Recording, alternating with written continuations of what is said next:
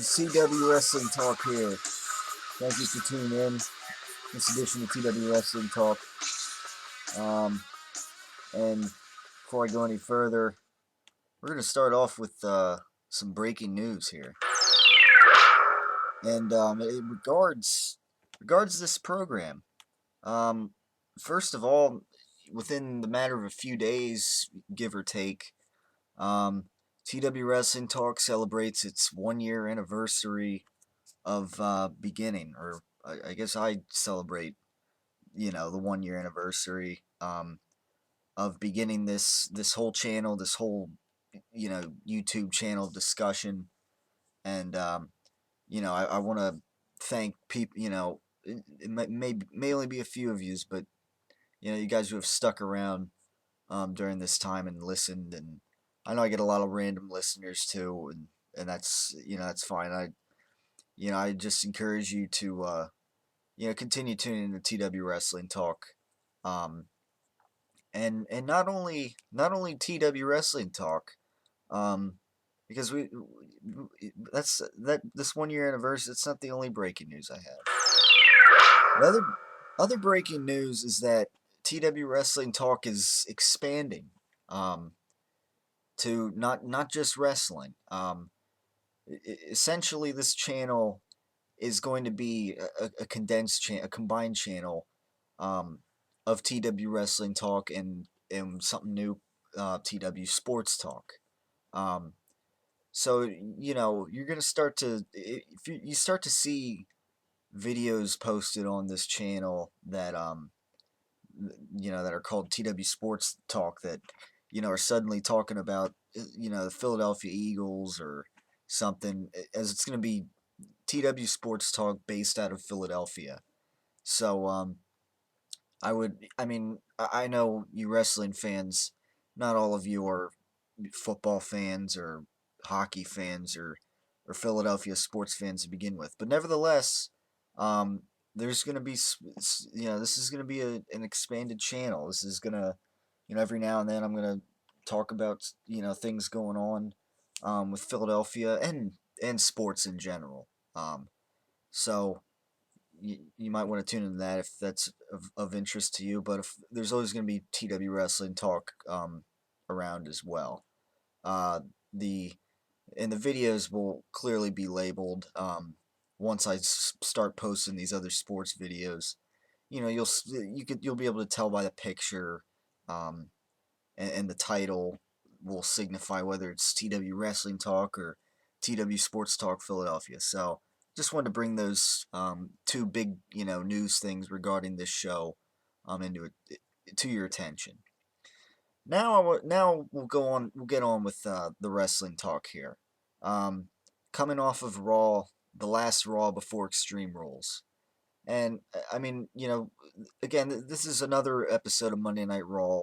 Kind of another week that didn't dazzle me really. But nevertheless, I mean, I'm still looking forward to Extreme Rules, just because on paper it has some rather interesting matches. Um, I'd say in general. Um, and I'll just start off by saying, for once, for the first time in a while, I don't have too much to talk about with John Cena and Ryback. I feel like I've pretty much put most of everything out on the table. Um, regarding these two guys, and and to begin with, I mean, the past few weeks, it doesn't even seem like they've come in contact with each other much on Raw. I mean, last night on Raw, all the only thing that really happened between John Cena and Ryback was Ryback coming out and hitting John Cena with the steel chair, at on the bad angle, as Michael Cole first called it.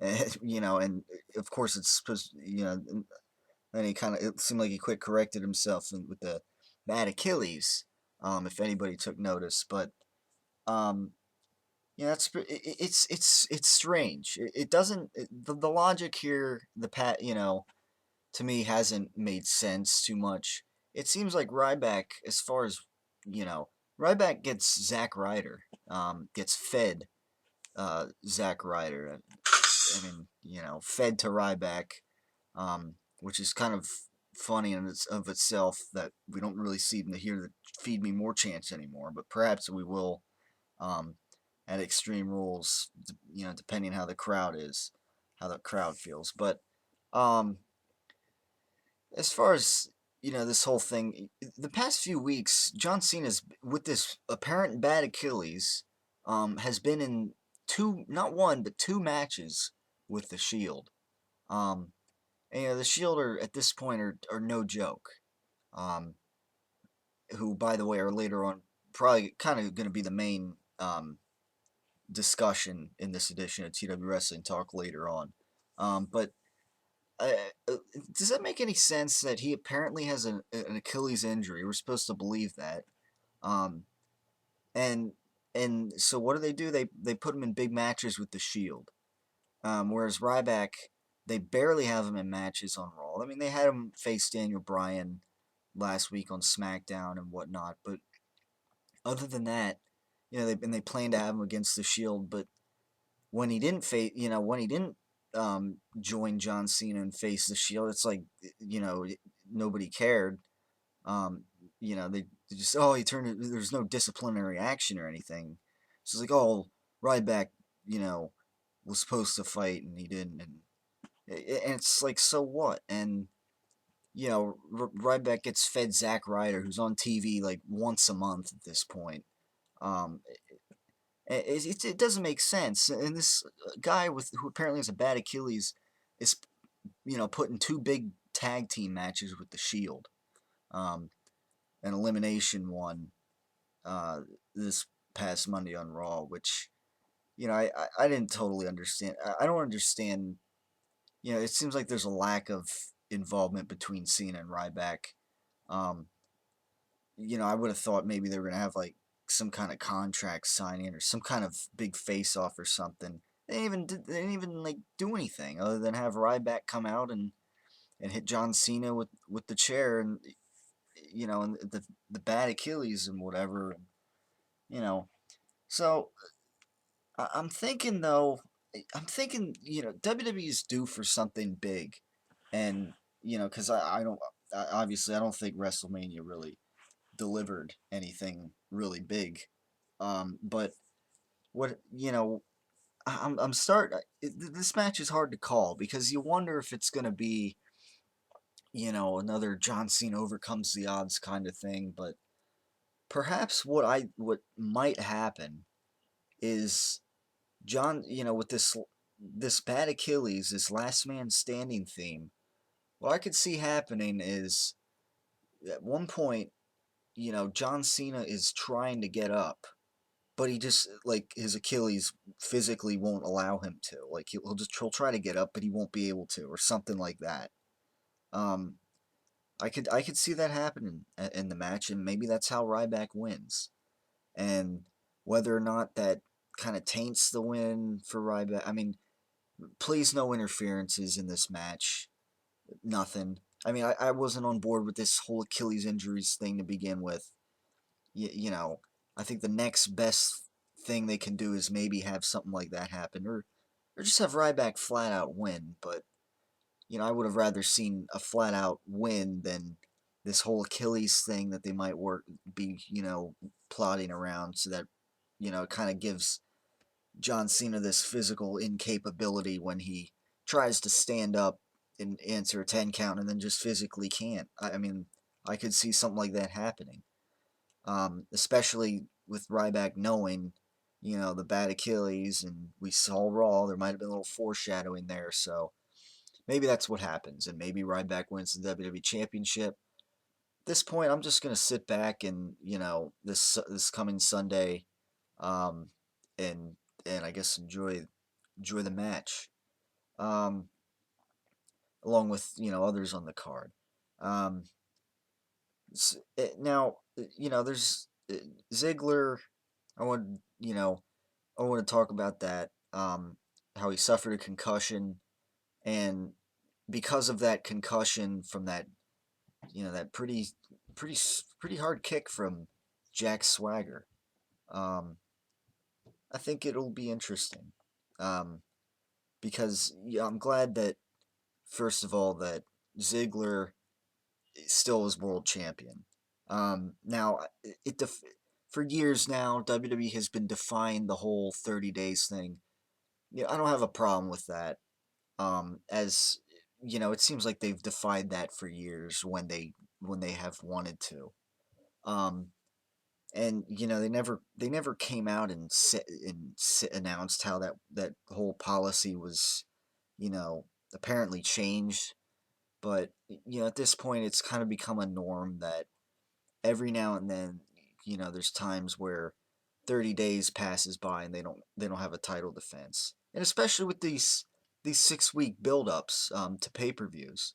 I mean, al- already, I mean, I think if you break it down already, John Cena has been WWE champion for over 30 days. You know, it's been over 30 days since that Raw, I believe, when he defended his WWE championship the night after WrestleMania against Mark Henry. And so clearly that logic is out the window when WWE has at times these 6 week gaps between pay per views, like they are having with WrestleMania and Extreme Rules. So you know, it's funny how people might complain, oh, well, there's 30 days he can't defend the champion. Well, you know, think about it. The way they booked the whole Cena thing, I mean, that's past it. So that whole thing's out the window. I don't care about that.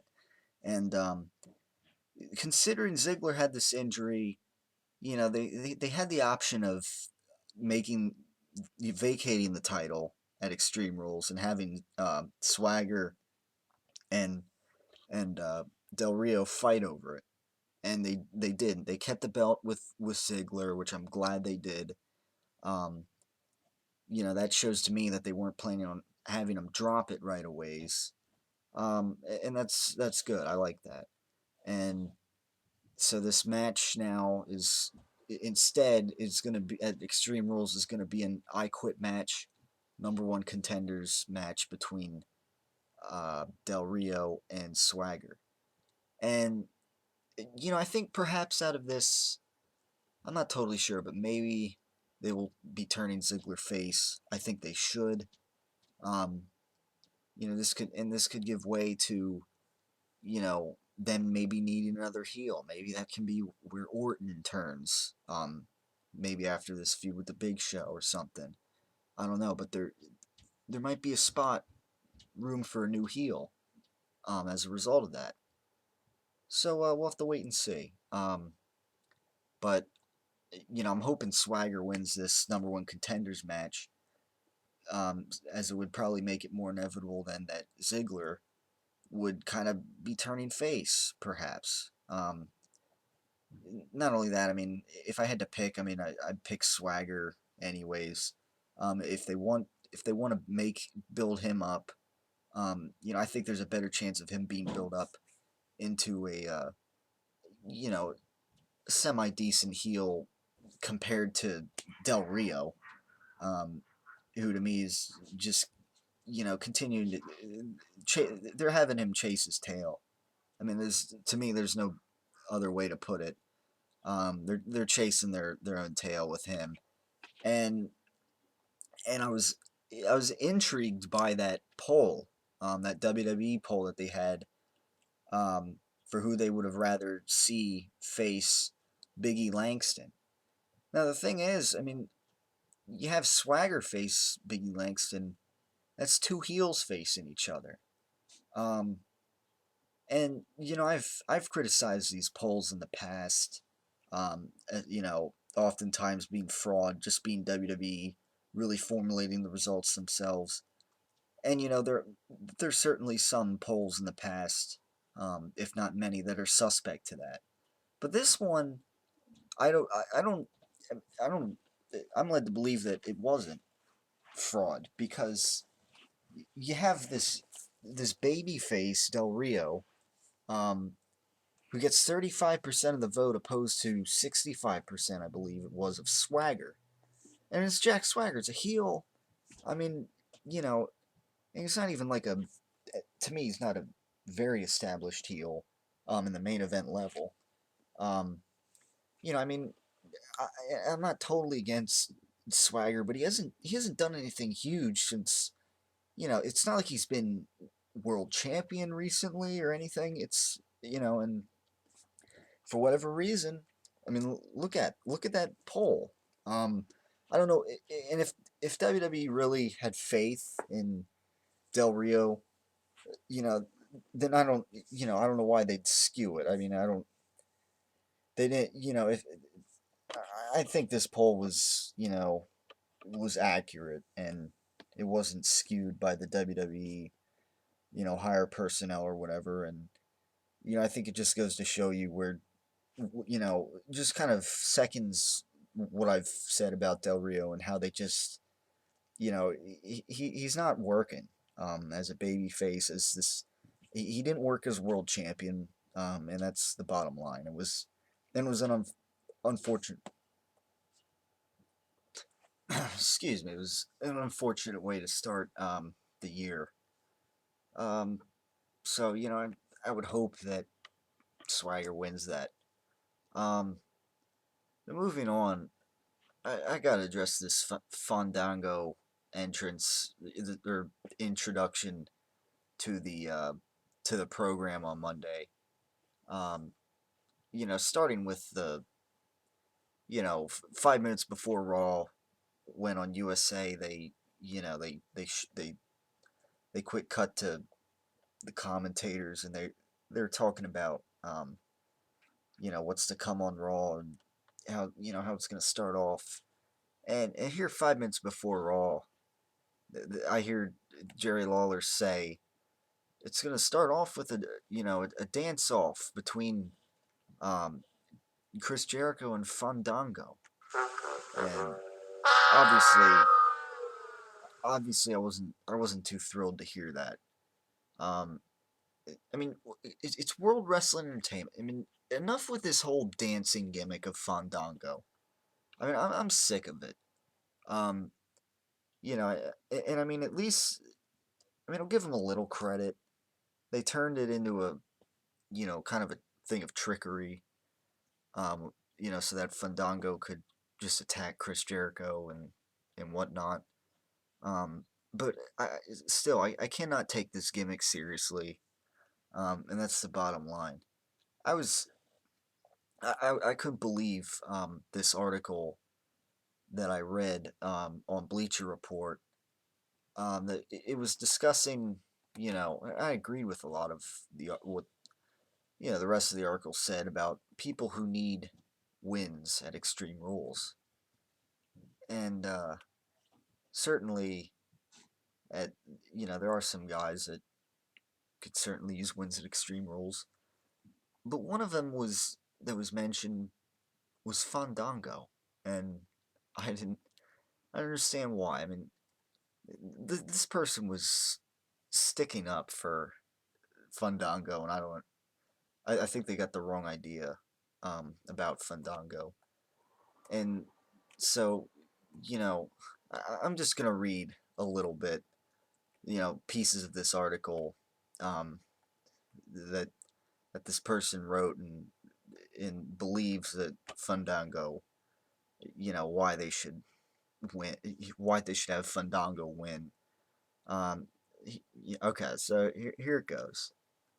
There were plenty of reasons for skepticism prior to his debut, but Fandango has taken a strange gimmick and done some great things with it. Okay. His debut win over Chris Jericho at WrestleMania 29 was huge as it immediately put him on the radar and even led to the new craze known as Fandangoing. In order to keep the ball rolling, however, he needs to beat Jericho again at Extreme Rules. Let's scroll down a little bit. Fandango suffered his first official loss on Monday as he walked out during his match with R-Truth and got counted out. This was actually the week before this past Monday. It probably isn't a big deal, but the wheels could be turning in the wrong direction, so the writers need to make sure that they get him back on track. Wins and losses tend to snowball in professional wrestling, so it's possible that Fandango could be on a downhill slope. Winning pay-per-view matches is what is truly important, and Fandango is 1-0 in that regard thus far. There may be some desire to give Jericho the victory in order to make his latest run seem worthwhile, but allowing Fandango to beat him again will be better for everyone in the long run. That's enough of that.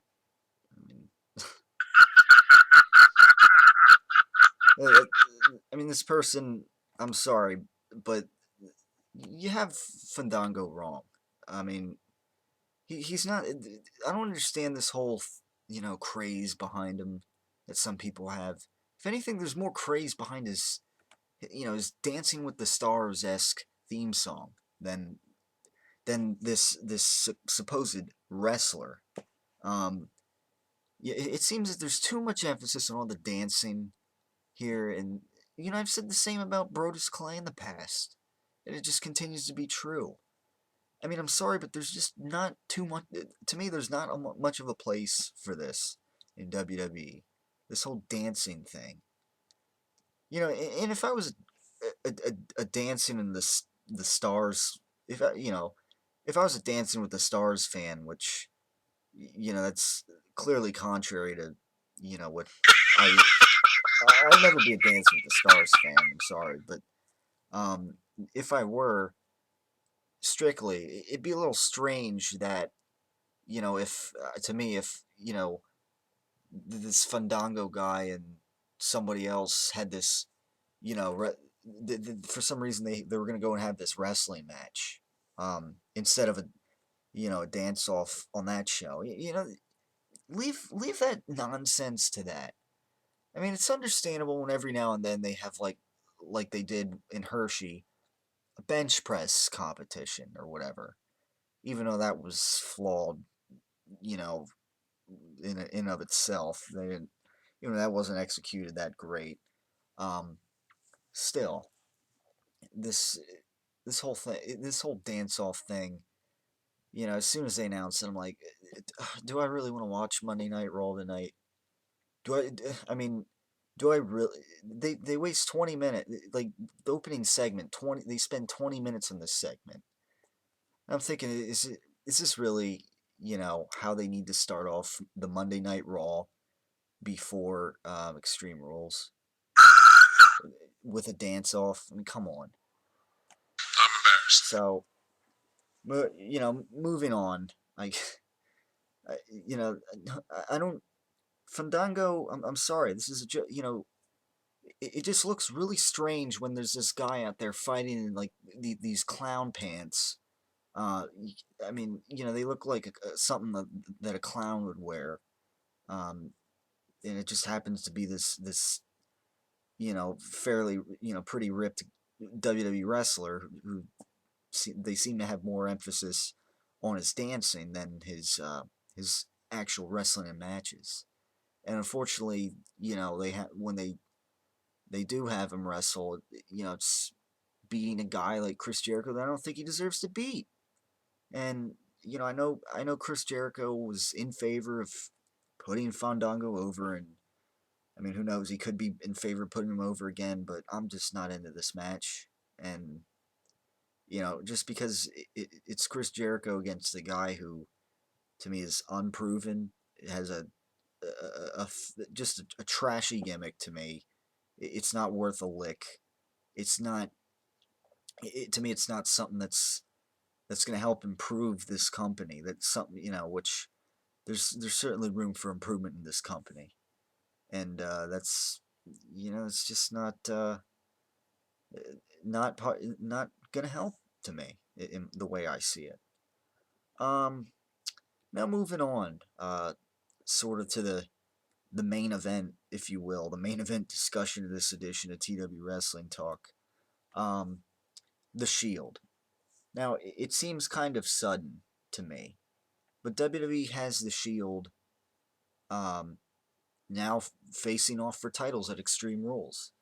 Again, rather suddenly. It's evident to me that they didn't long term plan this. They weren't totally sure after WrestleMania what they were gonna do um, with the Shield at the next pay per view. So they decided, and this isn't something that I'm totally against. It's one of these rare things. It's not something I'm gonna rip, and but it's not something that I'm like hugely in favor of. At this point, WWE to me has, it's like they can't do any wrong with the Shield. Um, but here they're gonna have they're gonna have for the first time at a pay per view. They're gonna have the Shield in two separate matches. They're gonna have Dean Ambrose face off for the United States Championship on his own.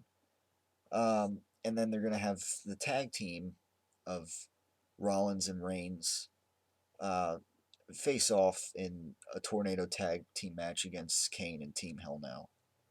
Now, if I had to take a stab in the dark here, the Shield is going to capture both of those titles, or they're going to win both of those matches.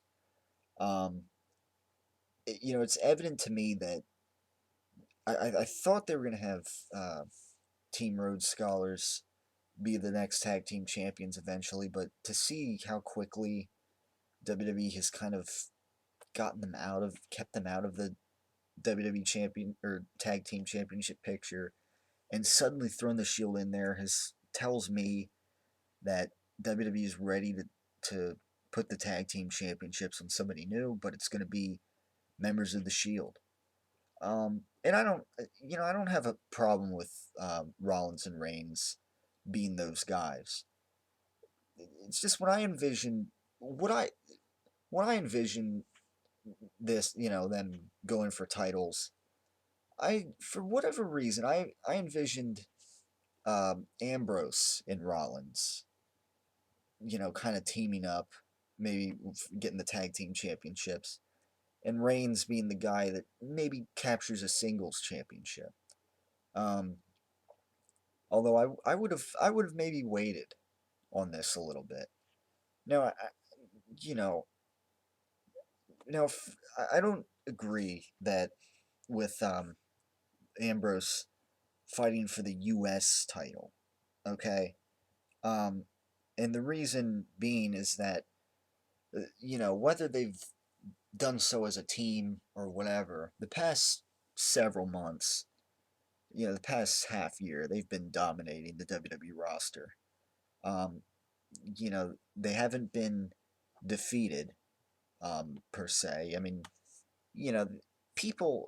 I saw some people post, say on Facebook or whatever, and for whatever reason, how oh, the Shield lost by DQ for, for the first time. They got defeated, and no, no, Go ahead, hater. because the whole idea of defeat is to have not the Shield getting disqualified as a 3-man team. It's have them get you know beat, pinned, eliminated, all whatever. Not disqualification, because it didn't matter at the end of that match because they're beating up on John Cena anyways. And and anyhow, I was in Hershey, and after SmackDown, went off the air back in late March, they had a dark match as it was, and the Shield lost by disqualification in that dark match. So that whole logic is out the window. Um, but the thing is, they've. My point was that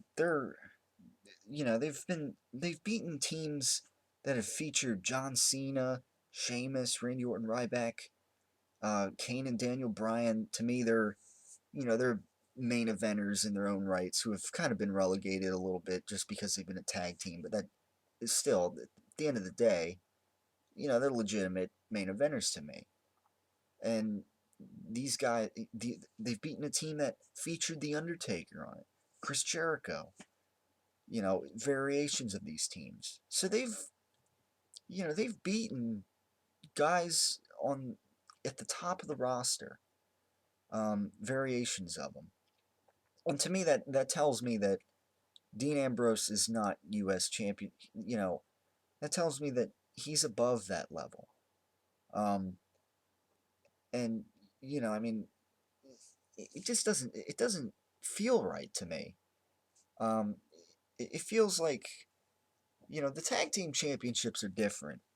Um, And at this point, the Shield to me are all main event level guys, but that doesn't mean they can't be tag team champions. Excuse me. Um, like Kane and Daniel Bryan, former world champions, they unite. There's been times where Cena's been a tag team champion with somebody, um, after garnering numerous world championship reigns or WWE, either title, however you want to look at it. So at this point, to me, the Shield are, you know, the tag team championships I'm fine with, but I would have had one of the guys go for maybe the World Heavyweight Championship. Um, I feel that with Ambrose winning the U.S. Championship, 'cause that's what I think is going to happen. Um, I just feel like that might slow his momentum down a little bit, because when you put that that title around someone when when he's been a part of a team that's been beating big name level guys, and then they put the U.S. Championship around him, it just kind of seems to drop his stock a little bit to me. I don't understand that. Um, Now, and again, it's like when a guy like an established guy at this point, like Daniel Bryan. I don't think he'd go for I don't think they'd have him go for the U.S. Championship once he's a singles wrestler again. I would think that he'd be going for the World Championship or the WWE Championship. That's the level he's at.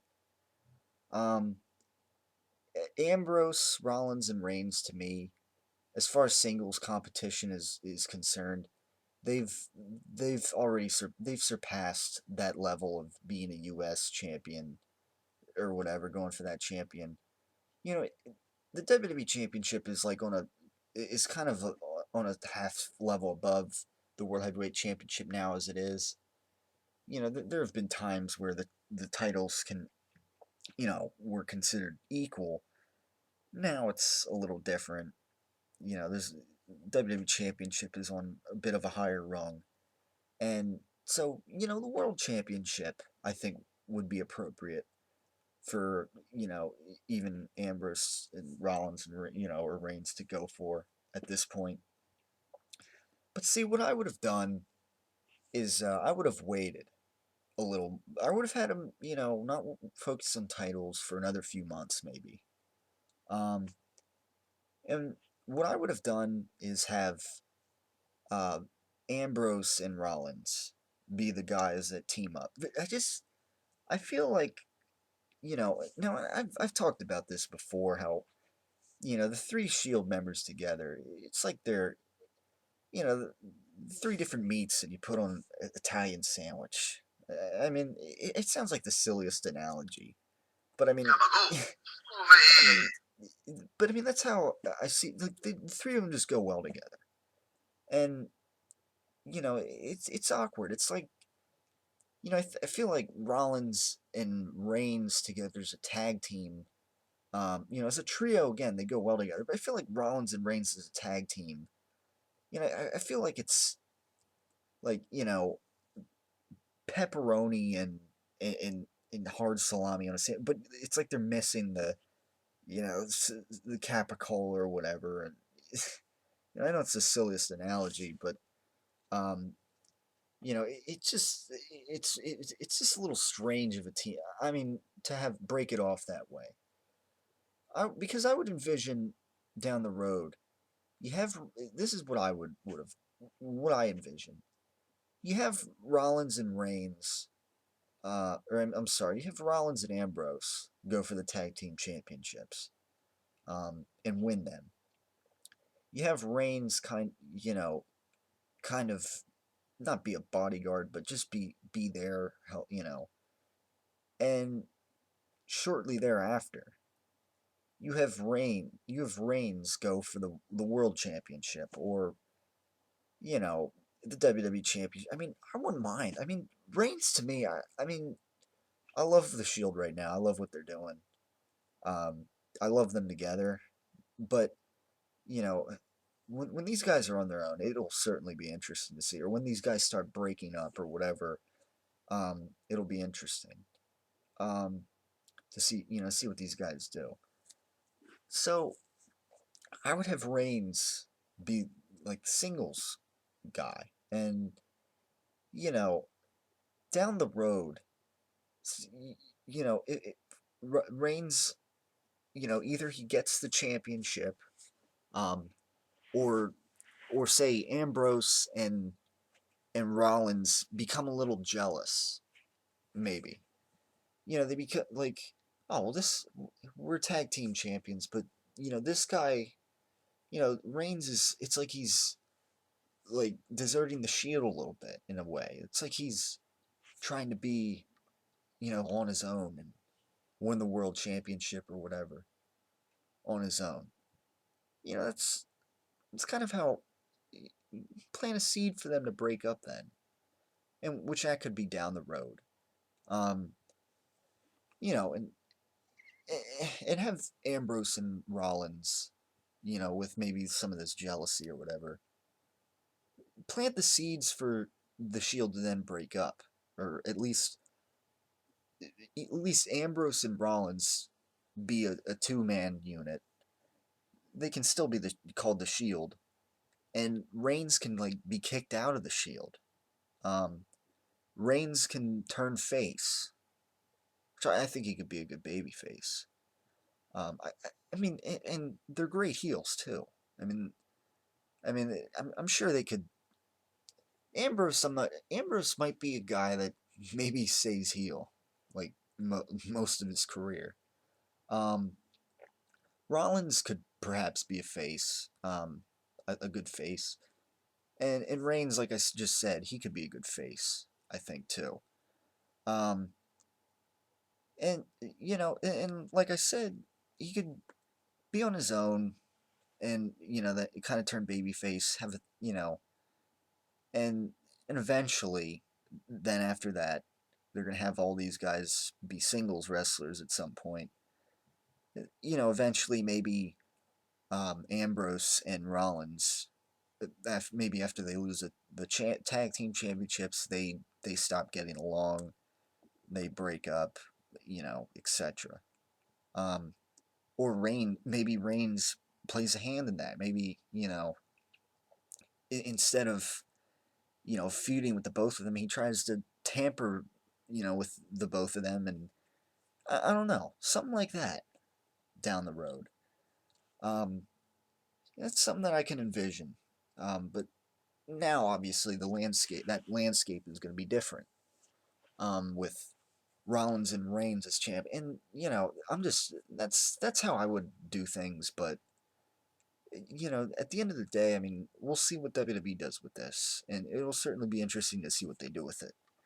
Um, because I mean, there's different when you have this situation um, with three guys, and you want to put titles around them, and you wonder when you're going to break them up, and it's certainly interesting, and especially with the Shield, with a faction as good as the Shield has been these past 6 months. So it'll be interesting to see.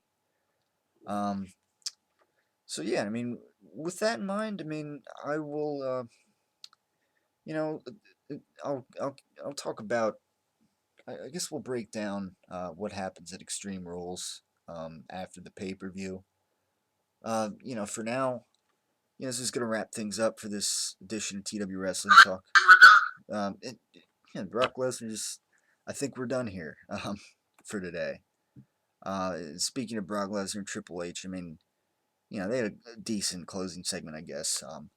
Obviously, I would think Lesnar gets the win back here, but you know, and I didn't have to talk much about that.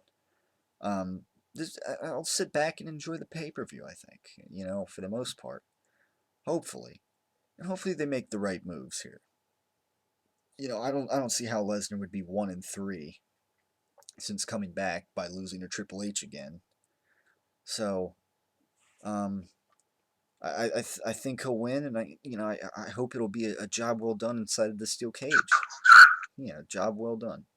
Um, that segment last week it was priceless with Brock Lesnar destroying the office, and it was just funny stuff, and so with that in mind, that'll wrap things up for this edition of TW Wrestling Talk. And I just want to remind you, um, you know, I guess over the weekend with this Extreme Rules pay per view, I'll be celebrating this whole 1 year anniversary thing. Probably have a new introduction logo for TW Wrestling Talk, and again, you'll probably start to see some non wrestling related videos pop up here on this channel. You might see the name change to TW Sports and Wrestling Talk, something like that. So don't get alarmed. Just as usual, look for TW Wrestling Talk videos. And if you're interested in what I have to talk about with sports, then tune into those videos as well. But given that not all wrestling fans are NFL fans or whatever, hockey fans, basketball fans, I don't expect you to tune into something that talk about something that's not of interest to you. So with that in mind, thanks for tuning in as always, and All right, we're done. I think we're done.